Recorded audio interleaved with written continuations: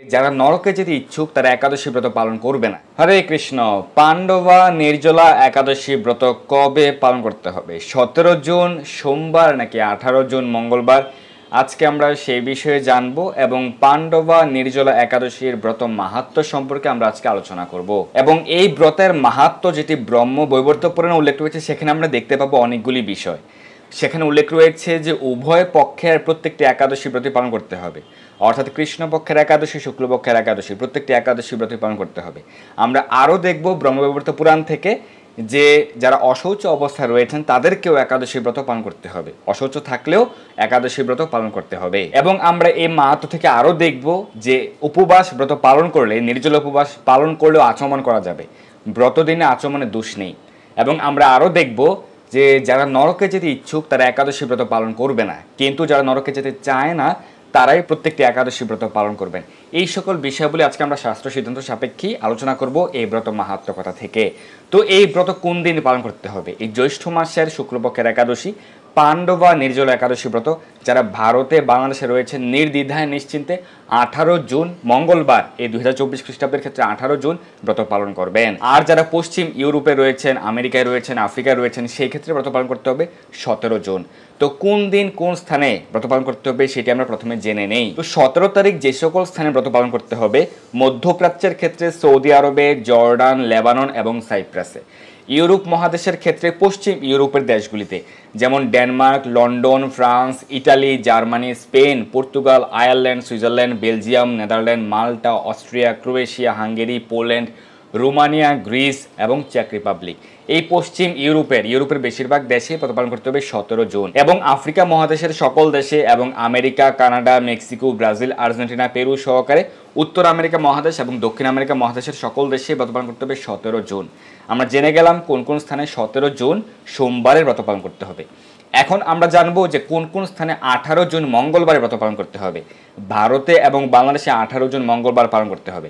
ভারত, বাংলাদেশ, নেপাল, ভুটান, শ্রীলঙ্কা, মালদ্বীপ, মায়ানমার, পাকিস্তান এবং মধ্যপ্রাচ্যের ক্ষেত্রে দুবাই, আবুধাবি সহ আরব আমিরাত, বাহরাইন, কাতার, কুয়েত, ওমানের ব্রত পালন করতে হবে 18 জুন মঙ্গলবার। এবং পূর্ব এশিয়ার দেশগুলিতে Malaysia, Singapore, Indonesia, Brunei, Thailand, Cambodia, Vietnam, Philippine, Taiwan, চীন, জাপান, দক্ষিণ Korea, Mongolia, Hong Kong, Australia, New Zealand এই সকল স্থানগুলিতে 18 জুন। আর ইউরোপের ক্ষেত্রে পূর্ব ইউরোপের দেশগুলিতে যেমন Finland, Russia, Sweden, Norway, Ukraine এবং কুর্দিস্তান এই স্থানগুলিতে ব্রত পালন করতে হবে 18 জুন মঙ্গলবার।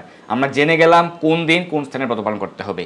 এই পাণ্ডবা নির্জল একাদশী ব্রত অনেক বেশি মাহাত্ম্যপূর্ণ, অনেক বেশি গুরুত্বপূর্ণ, তাই সকলেই পালন করবেন। আপনার পরিবারের ছোট থেকে বৃদ্ধ সকলকে অনুপ্রাণিত করবেন যেন সকলেই এই ব্রত সঠিকভাবে পালন করেন, সঠিক দিনে পালন করেন। যেহেতু ভারতে বাংলাদেশে এই বছরের ক্ষেত্রে 17 জুন দশমী যুক্ত রয়েছে, দশমী বিদ্যা, তাই 17 তারিখ ভারতে বাংলাদেশে ব্রত পালন করা যাবে না। 18 তারিখ বিশুদ্ধ সিদ্ধান্ত অনুযায়ী ব্রত পালন করতে হবে। কেন দশমী বিদ্যার ব্রত পালন করা যাবে না? দশমী বিদ্যার ব্রত পালন করলে যে অনেক দুঃখ কষ্ট পেতে হয়, পুত্রহানি হয়, এই বিষয়ে আমরা শাস্ত্র প্রমাণ সহকারে গত ভিডিওতে, গত একাদশীর ক্ষেত্রে আমরা আলোচনা করেছিলাম। দশমী বিদ্যা একাদশী ব্রত পালন করলে আপনার আয়ুষ্কালও কিন্তু 1 বছর কমে যাবে। তাই সঠিক সিদ্ধান্ত অনুযায়ী ভারতে বাংলাদেশে এই বছর 18 জুন ব্রত পালন করবেন। তো অনেকে ভাবতে পারেন যে অমুক পঞ্জিকা এটি লেখা, তমুক পঞ্জিকা এটি লেখা, অমুকে সেটি বলেছে, তমুকে সেটি বলেছে, সেসব শোনার প্রয়োজন নেই। আপনি শাস্ত্র সিদ্ধান্ত পালন করুন। আপনি দেখবেন যে বাংলা ক্যালেন্ডার অনুযায়ী এখন আষাঢ় মাস, অর্থাৎ এই একাদশী পড়েছে আষাঢ় মাসে, কিন্তু ব্রহ্মবৈবর্ত পুরাণ সিদ্ধান্ত অনুযায়ী এই পাণ্ডবা নির্জল একাদশী হচ্ছে জ্যৈষ্ঠ মাসের শুক্লপক্ষের একাদশী এবং বিশুদ্ধ চান্দ্রপঞ্জিকা অনুযায়ী এর জ্যৈষ্ঠ মাসের শুক্লপক্ষের একাদশী হচ্ছে। জ্যৈষ্ঠ মাসের পূর্ণিমা তিথি, বিশুদ্ধ চান্দ্রপঞ্জিকা অনুযায়ী জ্যৈষ্ঠ মাসের পূর্ণিমা তিথি হচ্ছে স্নান যাত্রা, জগন্নাথের স্নান যাত্রা মহোৎসব। এটি এই বছরের ক্ষেত্রে 22 জুন হচ্ছে। শ্রীক্ষেত্র পুরীধাম সহকারে সারা পৃথিবীতেই কিন্তু এর জ্যৈষ্ঠ মাসের পূর্ণিমাতে হচ্ছে, যদিও বাংলা ক্যালেন্ডারে সেটি আষাঢ় মাস এবং ইংরেজি ক্যালেন্ডার অনুযায়ী সেটি জুন মাস, কিন্তু সেটির উপর নির্ভর করে না, আমাদেরকে বিশুদ্ধ চান্দ্রপঞ্জিকার সিদ্ধান্ত এবং শাস্ত্র সিদ্ধান্ত মান্য করতে হবে। তো অবশ্যই পাণ্ডবা নির্জল একাদশী ব্রত ভারতে বাংলাদেশে পালন করবেন 18 জুন মঙ্গলবার। তো এই ব্রতের নাম হচ্ছে পাণ্ডবা নির্জল একাদশী, যেহেতু পঞ্চপাণ্ডব ব্রত পালন করেছেন। এছাড়াও পঞ্চপাণ্ডবের অন্যতম ভীমসেন যেহেতু এই ব্রত পালন করেছেন, সেই কারণে এই একাদশীতে কিন্তু ভীমসেনী একাদশীও বলা হয়ে থাকে, অনেকে ভীম একাদশী বলে থাকেন। তো এই একাদশীর মূল নাম হচ্ছে নির্জলা একাদশী। নির্জলা উপবাস ব্রত পালন করতে হয়। নির্জলা মানে হচ্ছে জল পর্যন্ত গ্রহণ না করে সারা দিন রাত পূর্ণ উপবাস এবং পরদিন সকালে পারণের সময় পর্যন্ত, পারণের পূর্ব পর্যন্ত, পারণের সময় আপনি পালন করবেন অন্ন বা রুটি প্রভৃতি রবিশস্য গ্রহণ করে। কিন্তু যাদের পক্ষে সম্পূর্ণ নির্জল উপবাস করা সম্ভব নয়, আপনারা জল গ্রহণ করে উপবাস করতে পারেন, সেটিও সম্ভব না হলে ফলমূল গ্রহণ করতে পারবেন। এই গ্রীষ্মকালে প্রচুর ফলমূল রয়েছে, আম কাঁঠাল লিচু সহকারে ফলমূল গ্রহণ করে ব্রত পালন করতে পারবেন। কিন্তু যাদের পক্ষে এটিও সম্ভব নয় শুধুমাত্র ফলমূল গ্রহণ করে উপবাস করা, আপনি হয়তো অসুস্থ বা অনেক দুর্বলতা রয়েছে, সেক্ষেত্রে আপনি সবজি গ্রহণ করতে পারবেন। একাদশীর যে সবজি, একাদশী আলু কুমড়া সবজি, আলু বাদাম ভুনা, তারপর হচ্ছে সাবুদানা ফ্রাই, সাবুদানা পায়েস, আলুর পায়েস প্রভৃতি গ্রহণ করতে পারবেন, যেগুলি রান্না করতে হবে বিশুদ্ধ ঘি বা সূর্যমুখী তেল দিয়ে। এভাবে আপনি অন্ততপক্ষে একাদশী ব্রত পালন করতে পারেন। বিশেষ করে যারা বৃদ্ধ অবস্থায় রয়েছেন বা অসুস্থ, বা যারা বাড়িতে ছোট সন্তানেরা রয়েছে, তাদেরকে আপনারা এইভাবে ব্রত পালনে উৎসাহিত করতে পারেন। আর যাদের শক্তি সামর্থ্য রয়েছে সঠিকভাবে ব্রত পালন করবেন। কিন্তু কেউই একাদশীতে রবি শস্য গ্রহণ করবেন না। একাদশীতে অন্ন খাওয়া যাবে না, রুটি খাওয়া যাবে না, আটা ময়দা সুজি গ্রহণ করা যাবে না, হরলিক্স গ্রহণ করা যাবে না, কাউন শ্যামাদানা বাজরা প্রভৃতি গ্রহণ করা যাবে না। অনেকে প্রশ্ন করেন ওটস খাওয়া যাবে কিনা, একাদশীতে ওটসও গ্রহণ করা যাবে না, এগুলি রবি শস্যের অন্তর্ভুক্ত, এগুলি বর্জন করতে হবে সকলের ক্ষেত্রেই। তো এই একাদশীর যে পালনের সময়সূচি আপনারা সঠিক সময়ের মধ্যে পালন করবেন, যেহেতু পালনের সময়টা অনেকটাই কম রয়েছে, অর্থাৎ খুব সকাল সকাল পালন করে নিতে হবে।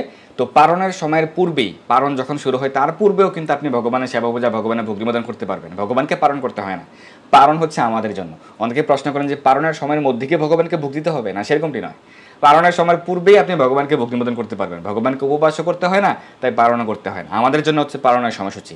তো আমাদেরকে পালনের সঠিক সময়ের মধ্যেই পালন সম্পন্ন করতে হবে, এবং একাদশীর পরদিনে কিন্তু আমিষ আহার সম্পূর্ণভাবে বর্জন করতে হবে। এবং এই পাণ্ডব ও নির্জলা একাদশী ব্রতের পালনের সময়সূচি সারা বিশ্বের 149টি স্থানের পরদিন সকালের পালনের সময়সূচি এই ভিডিওটি শেষের দিকে দেওয়া হয়েছে। এবং যারা অনেকে প্রশ্ন করে থাকেন যে সধবা মায়েরা কি একাদশী করতে পারবে কিনা, তারা কিন্তু এই মাহাত্ম্য আপনারা দেখতে পাবেন যে সধবা মায়েরা পূর্বেও একাদশী ব্রত পালন করতেন। সত্য যুগে, ত্রেতা যুগে, দ্বাপর যুগে এই মাহাত্ম্য উল্লেখ রয়েছে। দ্রৌপদী সহ অন্যান্য সকল সধবা মায়েরা তারাও কিন্তু একাদশী ব্রত পালন করতেন। আমরা পূর্বেও দেখেছিলাম একাদশী মাহাত্ম্য থেকে যে দেবপত্নী না, দেবতাদের যে পত্নী, যাদের স্বামী জীবিত রয়েছে, তারাও কিন্তু একাদশী ব্রত পালন করেন। তো সকলকে একাদশী ব্রত পালন করতে হবে। এই বিষয়ে আমরা শাস্ত্র প্রমাণ সহকারে অত্রি সংহিতা, বিষ্ণু সংহিতা, বৃহৎ ধর্মপুরাণ, বিষ্ণু পুরাণ প্রভৃতি শাস্ত্র থেকে শাস্ত্র প্রমাণ সহকারে আলোচনা করেছি, আমাদের চ্যানেলে রয়েছে, আপনারা দেখে নেবেন। অর্থাৎ অবশ্যই সকলকে এই ব্রত পালন করতে হবে। ভগবান শ্রীকৃষ্ণের নির্দেশনা অনুযায়ী, দেবাদিদেব মহাদেবের নির্দেশনা অনুযায়ী যে মানুষ, প্রত্যেক মানুষকে প্রত্যেকটি একাদশী ব্রত পালন করতে হবে। সে সধবা হোক, বিধবা হোক, শুচি হোক, অশুচি হোক, ছোট হোক, বৃদ্ধ হোক, সকলকেই যে কোনো অবস্থায় সে থাকুক না কেন প্রত্যেকটি একাদশী ব্রতই পালন করতে হবে। এখন আমরা অনেক বিষয় জানতে পারবো এই পাণ্ডবা নির্জলা একাদশী ব্রত মাহাত্ম্য থেকে। আজকের এই পাণ্ডবা নির্জলা একাদশী মাহাত্ম্যটি আমরা সুন্দরভাবে আলোচনা করার চেষ্টা করব। যারা মাহাত্ম্যটি পাঠ করতে চান, যেহেতু একাদশীর দিনে অনেকেই মাহাত্ম্য পাঠ করেন, তো দেখে দেখে পাঠ করতে চান বা শ্রবণ করতে চান, সেক্ষেত্রে আমাদের আগের আলোচনাটি দেখে নেবেন। আমাদের চ্যানেলে রয়েছে আগের আলোচনাটি, পাণ্ডবা নির্জলা একাদশী ব্রত বিষয়ে আমাদের প্রথম আলোচনাটি দেখে নেবেন। সেখানে স্ক্রিনে রয়েছে, আপনারা সহজে পাঠ করতে পারবেন বা শ্রবণ করতে পারবেন। আজকে আমরা ব্যাখ্যা করছি এই মাহাত্ম্যটি, যাতে অনেক বিষয়াবলী আপনারা সহজেই বুঝতে পারেন। তো প্রত্যেকটি একাদশীতে আমরা যেরকমভাবে দেখতে পাই যে যুধিষ্ঠির মহারাজ প্রশ্ন করেছেন, ভগবান শ্রীকৃষ্ণ উত্তর প্রদান করছেন, তো এই পাণ্ডবা নির্জলা একাদশী ব্রতের ক্ষেত্রেও এই মাহাত্ম্যটি ব্রহ্ম বিবর্ত পুরাণে উল্লেখ রয়েছে, এবং এই প্রশ্ন উত্তরের মাধ্যমে আমরা অনেক বিষয়াবলী জানতে পারছি। তো চলুন আমরা এই মাহাত্ম্য কথা শ্রবণ করি। জ্যৈষ্ঠ শুক্লপক্ষের এই নির্জলা একাদশী ব্রত সম্পর্কে ব্রহ্ম বৈবর্ত পুরাণে শ্রী ভীমসেন ব্যাস সংবাদে বর্ণিত হয়েছে। তো ভীমসেন প্রশ্ন করছেন এবং ভীমসেনকে নির্দেশনা প্রদান করছেন ব্যাসদেব। স্বয়ং ব্যাসদেবের নির্দেশাবলী আমরা এখানে পেয়ে যাব, যা ব্রহ্ম বিবর্ত পুরাণে উল্লেখ রয়েছে। এবং এই ব্রতের নামকরণ করা হয়েছে নির্জলা একাদশী ব্রত, যেটা হচ্ছে জ্যৈষ্ঠ মাসের শুক্লপক্ষের একাদশী। মহারাজ যুধিষ্ঠির বললেন, হে জনার্দন, আমি অপরা একাদশীর সমস্ত মাহাত্ম্য শ্রবণ করলাম। এখন জ্যৈষ্ঠ শুক্লপক্ষের একাদশীর নাম ও মাহাত্ম্য কৃপাপূর্বক আমার কাছে বর্ণনা করুন। যেরকমটি আমরা প্রথমে বলছিলাম যে যুধিষ্ঠির মহারাজ ভগবান শ্রীকৃষ্ণের কাছে প্রশ্ন জিজ্ঞাসা করছেন, হে জনার্দন, ভগবান শ্রীকৃষ্ণের একটি নাম হচ্ছে জনার্দন। তো যুধিষ্ঠির মহারাজ জানতে চেয়েছেন যে আমি তো পূর্বে অপরা একাদশীর মাহাত্ম্য শ্রবণ করেছি, এখন আমাকে এই জ্যৈষ্ঠ মাসের শুক্লপক্ষের একাদশীর মাহাত্ম্য বর্ণনা করুন।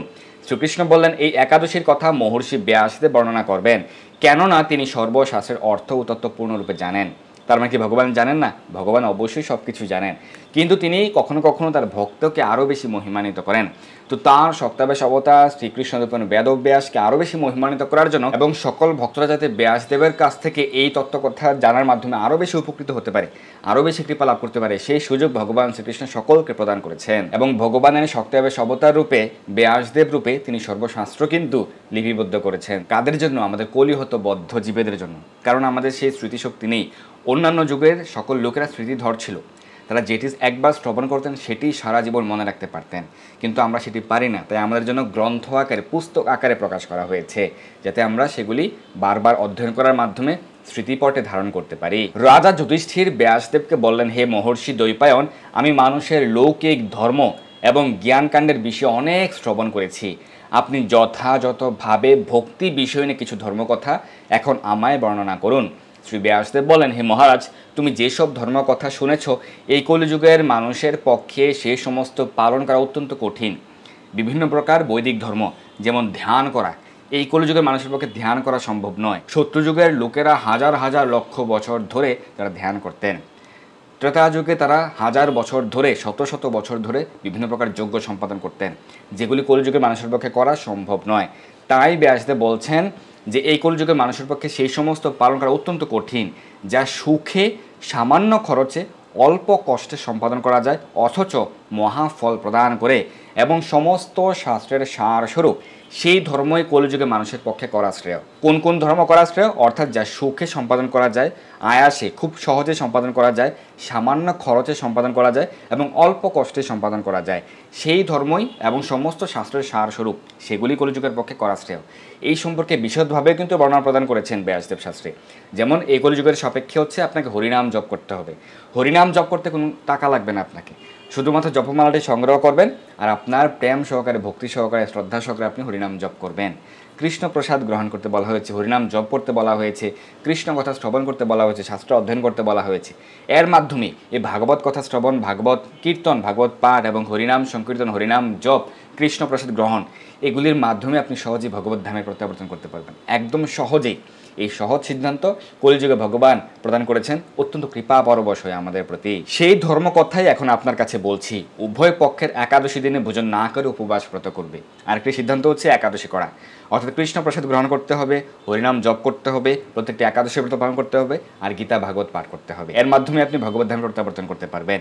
এখানে ব্যাসদেব বলছেন, যেটি ব্রহ্মবিবর্ত পুরাণে উল্লেখ রয়েছে, উভয় পক্ষের একাদশীতে ভোজন না করে উপবাস করবে। অর্থাৎ উভয় পক্ষের একাদশী পক্ষ কয়টি রয়েছে? দুইটি পক্ষ রয়েছে। প্রত্যেকটি চান্দ্র মাসে, প্রত্যেকটি মাসে দুইটি পক্ষ রয়েছে। প্রথমে হচ্ছে কৃষ্ণপক্ষ, প্রথম 15টি তিথি, তারপর হচ্ছে শুক্লপক্ষ, তারপরে 15টি তিথি। তো কৃষ্ণপক্ষের যে 15টি তিথি, এর মধ্যে 11তম যে তিথি সেটি হচ্ছে একাদশী। প্রথম তিথি হচ্ছে প্রতিপদ, দ্বিতীয় তিথি হচ্ছে দ্বিতীয়া, তৃতীয়া, এইভাবে। তো একাদশ তিথি হচ্ছে একাদশী। এইভাবে শুক্লপক্ষের একাদশ তিথি হচ্ছে শুক্লপক্ষের একাদশী। তো উভয় পক্ষের একাদশীতেই উপবাস ব্রত পালন করবে, অন্ন ভোজন করবে না, পঞ্চরবিশেষ ভোজন করবে না। এটি হচ্ছে শাস্ত্র সিদ্ধান্ত। অনেকে বলে থাকেন বা অনেকে শুনেছেন যে শুক্লপক্ষের একাদশী করবে, কৃষ্ণপক্ষের করবে না, অমুকে কৃষ্ণপক্ষের একাদশী করবে না, তমুকে করবে না, এরকমটি অনেকে শুনে থাকতে পারেন। এগুলি মন গড়া কথা, এগুলি অশাস্ত্রীয় কথা, এগুলিতে আপনারা কর্ণপাত করবেন না। উভয় পক্ষের, অর্থাৎ শুক্লপক্ষের একাদশী হোক বা কৃষ্ণপক্ষের একাদশী হোক, প্রত্যেকটি একাদশী ব্রতই পালন করতে হবে। এটি আমরা এখানে পেয়ে গেলাম। দ্বাদশী দিনে স্নান করে শুচি শুদ্ধ হয়ে নিত্যকৃত্য সমাপনের পর ভগবান শ্রীকৃষ্ণ অর্চন করবে। এরপর ব্রাহ্মণদেরকে প্রসাদ ভোজন করাবে। অশৌচ আদি তো এই ব্রত ত্যাগ করবে না। অর্থাৎ দ্বাদশীতে শুদ্ধ ব্রাহ্মণ বৈষ্ণবকে ভোজন করানোর অনেক মাহাত্ম্য উল্লেখ রয়েছে। তো সেই কারণে আপনারা দেখবেন দ্বাদশীতে অনেক স্থানে, অনেক মন্দিরে বা অনেক ভক্তগণ বৈষ্ণব সেবা দিয়ে থাকেন। কেন? কারণ এর মাহাত্ম্য শাস্ত্র উল্লেখ করা হয়েছে। কিন্তু শুদ্ধ ব্রাহ্মণ বৈষ্ণবকে আপনি ভোজন করালে আপনি অনেক বেশি মহিমান্বিত হবেন, অনেক বেশি ভগবানের কৃপা লাভ করতে পারবেন। আর ব্রাহ্মণের যে বৈশিষ্ট্য, ব্রাহ্মণের 9টি গুণের কথা শাস্ত্র উল্লেখ করা হয়েছে। এর মধ্যে একটি হচ্ছে যে ব্রাহ্মণ কিন্তু অহিংসুক হবে, হিংসা করবে না, কোনো প্রাণী হিংসা করবে না, কোনো মাছ মাংস প্রভৃতি গ্রহণ করবে না। যদি কোনো ব্রাহ্মণ নামধারী ব্যক্তি মাছ মাংস প্রভৃতি গ্রহণ করে, সে শাস্ত্রের সিদ্ধান্ত অনুযায়ী সে ব্রাহ্মণ নয়, সে ব্রহ্মবন্ধু, কিন্তু ব্রাহ্মণ নয়। শুদ্ধ ব্রাহ্মণ বৈষ্ণব কৃষ্ণ প্রসাদ গ্রহণ করবেন, শাস্ত্র সিদ্ধান্ত যথাযথভাবে পালন করবেন। তারা কখনো চা পান বিড়ি নেশাদ্রব্য গ্রহণ করবেন না। তো এই সকল শুদ্ধ ব্রাহ্মণ বৈষ্ণবকে সেবা করলে আপনি সহজেই ভগবানকে সন্তুষ্ট করতে পারবেন। কারণ ভগবানের প্রণাম মন্ত্র উল্লেখ রয়েছে, গো ব্রাহ্মণ হিতায়চ, ভগবান গাভী এবং ব্রাহ্মণের হিত সাধনকারী। নমো ব্রাহ্মণ দেবায় গো ব্রাহ্মণ হিতায়চ, জগৎ হিতায় কৃষ্ণায় গোবিন্দায় নমো নমঃ। তো আরেকটি সিদ্ধান্ত এখানে আমরা পেয়ে গেলাম, সেটি হচ্ছে যে অশৌচ আদি তো এই ব্রত ত্যাগ করবে না। যে প্রকার অশৌচই হোক না কেন, জনন অশৌচ হোক, মরণ অশৌচ হোক, মায়েদের বিশেষ অশৌচ হোক, কোনো অশৌচতেই একাদশী ব্রত ত্যাগ করা যাবে না। সকল ক্ষেত্রেই প্রত্যেকটি একাদশী ব্রত পালন করতে হবে। আমরা আরও একটি শাস্ত্র সিদ্ধান্ত পেয়ে গেলাম এই ব্রহ্মবিবর্ত পুরাণ থেকে। এবং পরবর্তীতে উল্লেখ রয়েছে, যে সকল ব্যক্তি স্বর্গে যেতে চায় তাদের সারা জীবন এই ব্রত পালন করা উচিত। অর্থাৎ যারা স্বর্গে যেতে চায়, অর্থাৎ মানে নরকে যেতে চায় না, যারা নরকে যেতে চায় তাদেরকে একাদশী করতে হবে না। অর্থাৎ যারা একাদশী করে না তারা অবশ্যই নরকে যাবে। এই সিদ্ধান্তই এখানে উল্লেখ রয়েছে, উজ্জ্বল রয়েছে এখানে, যে যারা নরকে যেতে চায় তারা একাদশী করবে না। এই জগতে অনেকে রয়েছে যারা একাদশী করে না, কারণ তারা নরকে যেতে চায়। আর যারা নরকে যেতে চায় না, স্বর্গে যেতে চায়, তারা প্রত্যেকটি একাদশী ব্রত পালন করবে। কিন্তু কৃষ্ণ ভক্তগণ তো স্বর্গেও যেতে চান না, কারণ স্বর্গে অনেক সুখ ভোগের স্থান, কিন্তু এখানে পুণ্য ক্ষয় হয়ে যায়, আবার এই জগতে ফিরে আসতে হবে আব্রহ্ম ভুবনালোকা পুনরাবর্তী নহর জন্য, যেটি ভগবান শ্রীমদ্ ভগবদ্গীতা উল্লেখ করেছেন। তাই কৃষ্ণ ভক্তগণ ভগবত ধামে ফিরে যেতে চান। তো কীভাবে আপনি ভগবত ধামে ফিরে যেতে পারবেন আমরা কিন্তু আলোচনা করেছি। কৃষ্ণ প্রসাদ গ্রহণ করার মাধ্যমে, কৃষ্ণ নাম করার মাধ্যমে, কৃষ্ণ সেবা করার মাধ্যমে এবং এই প্রত্যেকটি একাদশী ব্রত পালন করার মাধ্যমে, কৃষ্ণ কথা শ্রবণ কীর্তন করার মাধ্যমে এইভাবে সহজে আপনি ভগবত ধামে ফিরে যেতে পারবেন। কিন্তু এই জগতে যারা সকামকর্মী ব্যক্তি রয়েছে, অনেক বেশি পুণ্য লাভ করতে চায়, যে আমি এই ব্রত করব এই পুণ্য পাবো, আমি এটি করব সেই পুণ্য পাবো, আমি গরিবকে কিছু দান করব, ব্রাহ্মণকে দান করব এই পুণ্য পাবো, আমি হচ্ছে দুর্গা দেবীর কাছে আমি চাইবো এটি যশ সুন্দরী রমণী অনেক বেশি ধন সম্পদ। এই ধরনের ব্যক্তিদের সংখ্যা কিন্তু বর্তমান জগতে অনেক বেশি। এটি চাই সেটি চাই, আমাকে ধন দাও, জন দাও, আমাকে যশ দাও, সম্পত্তি দাও, ক্ষমতা দাও, এই ধরনের মনস্কামনা, অনেক বেশি কামনা বাসনা রয়েছে। তো যাদের অনেক বেশি কামনা বাসনা রয়েছে সকামকর্মী, তারা তো অনেক বেশি পুণ্যকর্ম অর্জন করলে স্বর্গে তারা স্বর্গসুখ ভোগ করতে পারবে। সেই কারণে এখানে বলা হয়েছে যারা নরকে যেতে চায় না কিন্তু স্বর্গে যেতে চায়, সেই ধরনের সকামকর্মী ব্যক্তিরাও যাতে প্রত্যেকটি একাদশী ব্রত পালন করে। আর কৃষ্ণ ভক্তগণ ভগবত ধামে যেতে চান, তারা ভগবানের ধামে ফিরে যেতে চান, চিন্ময় ধামে, যেখানে গেলে আর ফিরে আসতে হয় না। কিন্তু তারা কেন প্রত্যেকটি একাদশী ব্রত পালন করেন? ভগবানের নির্দেশ। তারা ভগবানের প্রত্যেকটি নির্দেশ যথাযথভাবে পালন করেন, কারণ ভগবানকে সন্তুষ্ট করার জন্য, কোনো প্রকার পুণ্য অর্জনের জন্য নয়, কারণ পাপ এবং পুণ্য উভয়ই এই জড়জগতের বন্ধনের কারণ। এরপর এখানে বলা হয়েছে যে পাপকর্মে রত এবং ধর্মহীন ব্যক্তিরাও যদি এই একাদশী দিনে ভোজন না করে তবে তারা নরক যাতনা থেকে রক্ষা পায়। অর্থাৎ অনেক বেশি পাপী ব্যক্তি সেও যদি এই একাদশী ব্রত পালন করেন, প্রত্যেকটি একাদশী ব্রত পালন করেন, তাহলে তারাও নরক যাতনা থেকে, যম যাতনা থেকে রক্ষা পাবেন। তাদের জন্য সেই সুযোগ প্রদান করেছেন ভগবান, কতটা কৃপাময় দেখুন।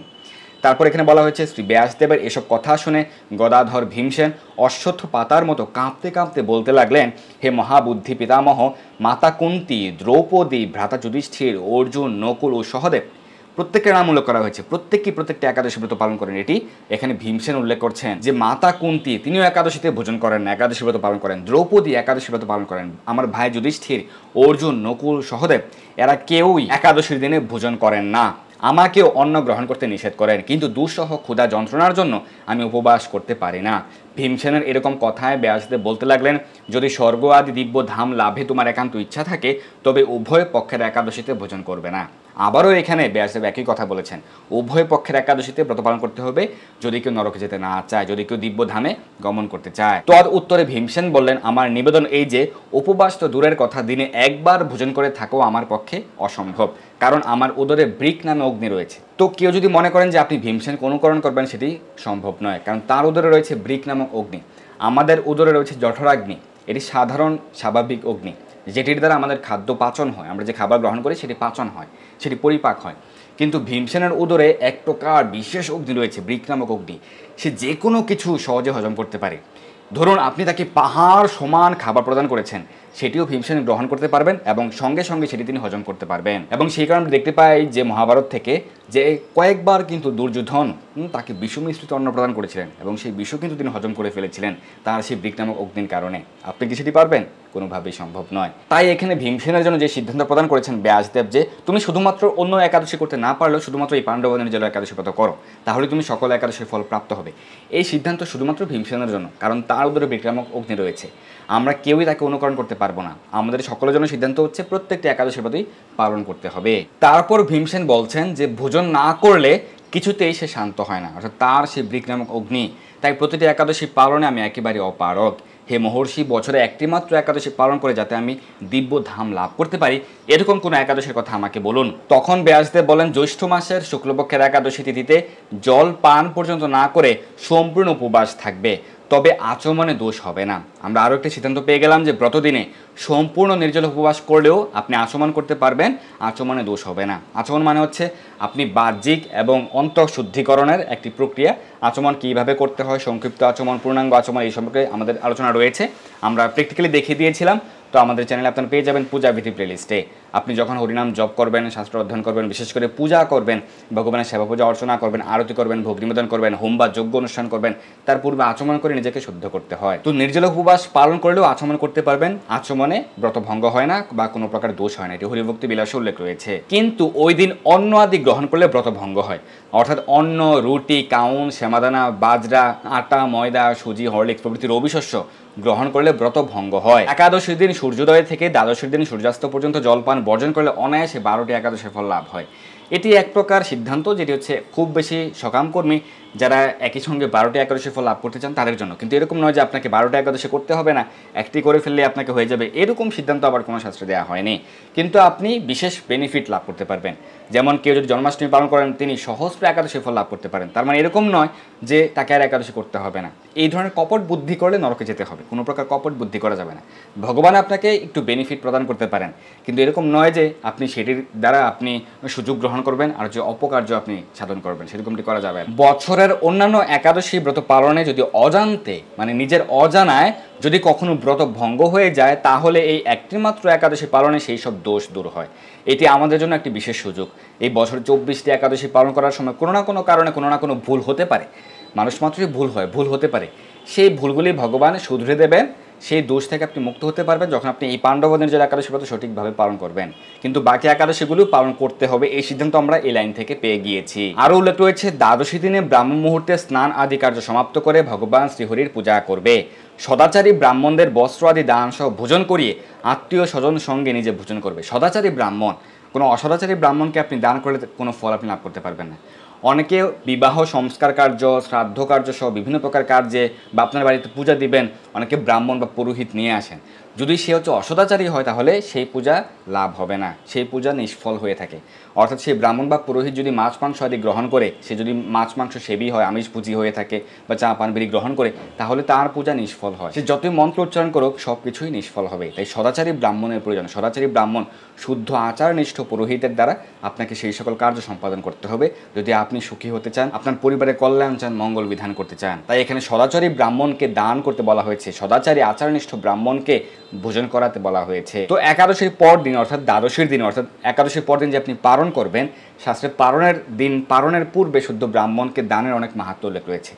যাদের পক্ষে সম্ভব তারা সেটি করবেন, যাদের পক্ষে সম্ভব নয়, অনেকে প্রবাসে রয়েছেন বা অনেকে ছাত্র অবস্থায় রয়েছেন, সেক্ষেত্রে যাদের পক্ষে সম্ভব নয় আপনারা স্মরণে ভগবানের প্রার্থনা করে নেবেন এবং আপনারা এরকম সংকল্প করতে পারেন যেন আপনারা শীঘ্রই ভগবানের মন্দিরে ভগবানের সেবার জন্য কিছু দান করতে পারেন আপনার সামর্থ্য অনুযায়ী।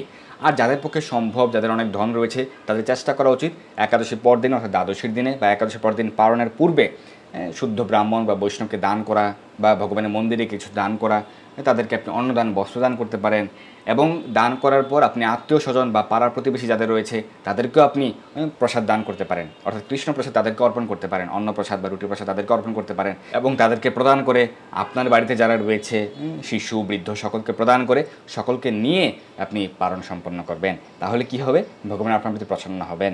কারণ আপনি যত বেশি মানুষকে খাওয়াবেন, যত বেশি মানুষকে কৃষ্ণ প্রসাদ প্রদান করবেন, অন্ন প্রসাদ প্রদান করবেন, তত বেশি আপনি বিশেষ কৃপা লাভ করবেন এবং আপনার পূর্বকৃত যে পাপগুলি রয়েছে সেগুলো ধীরে ধীরে বিনষ্ট হয়ে যাবে। এখন উল্লেখ রয়েছে, এরূপ একাদশী ব্রত পালনে যে প্রকার পুণ্য সঞ্চিত হয় এখন তা শ্রবণ করো।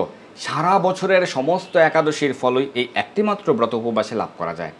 সমস্ত একাদশীর ফল আপনি প্রাপ্ত হতে পারবেন, এটি হচ্ছে বোনাস। ভগবান আপনাকে সেই ফল প্রদান করছেন, কিন্তু এরকম নয় যে আপনাকে বাকিগুলি না করলে হবে, সেরকম দুষ্ট বুদ্ধি করা যাবে না। কোনো প্রকার দুষ্ট বুদ্ধি করলে ভগবান কিন্তু আপনার প্রতি প্রসন্ন হবেন না। অনেকে যারা চাকরি করেন তাদেরকে কিন্তু অনেক সময় সরকার প্রদত্তভাবে বছরে একটি বিশেষ দিনে, ধরুন পূজার পূর্বে, দুর্গা পুজোর পূর্বে বা বিশেষ সময়টাতে বিশেষ বোনাস দেওয়া হয়, বিশেষ কিছু সুবিধা দেওয়া হয়, কিছু এক্সট্রা অর্থ তাকে প্রদান করা হয়।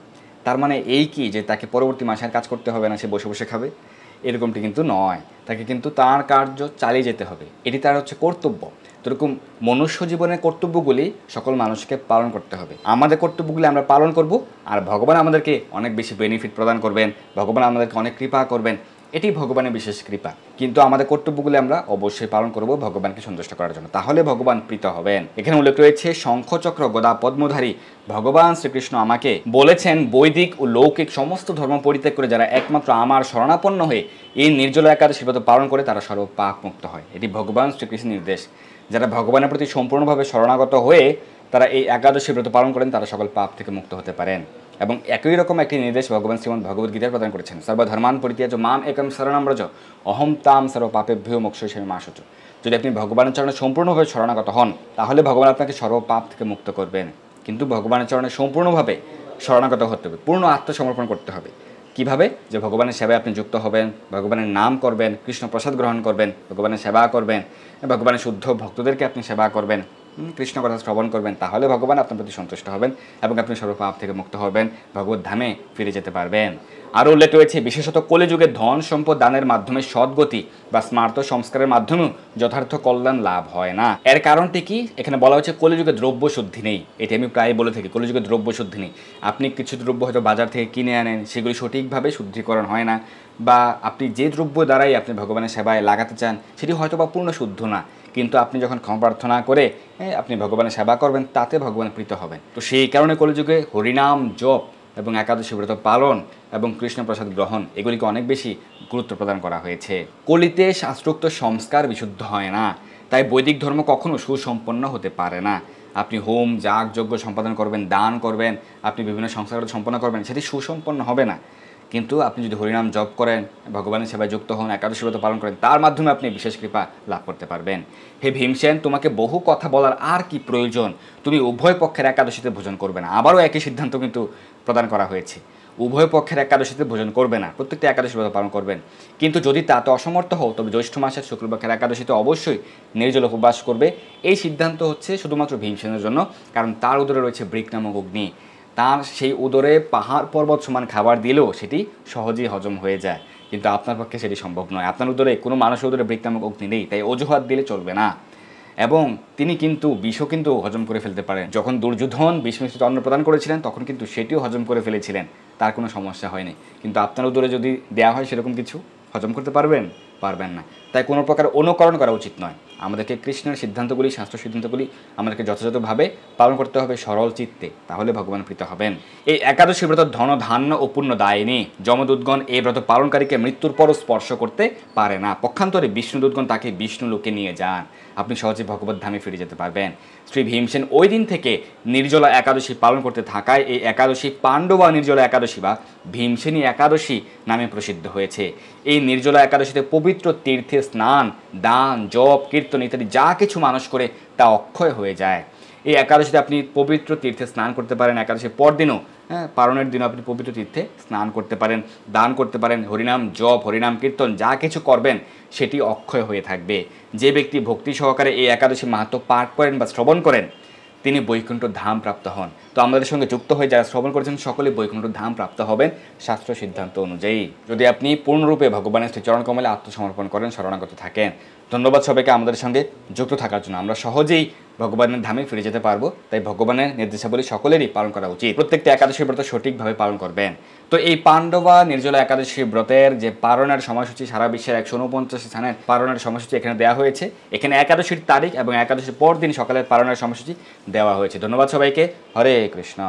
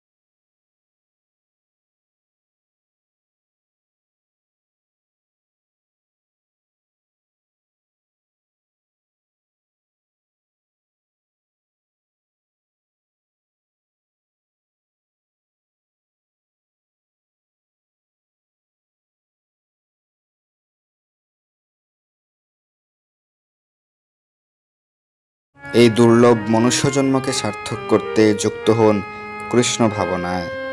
আপনার সকল ধর্মীয় বা পারমার্থিক প্রশ্ন জানাতে যুক্ত হন আমাদের টেলিগ্রাম গ্রুপে, আর এই ভিডিওটি শেয়ার করে আপনার সকল বন্ধুদের কাছে পৌঁছে দিন। ধন্যবাদ সবাইকে।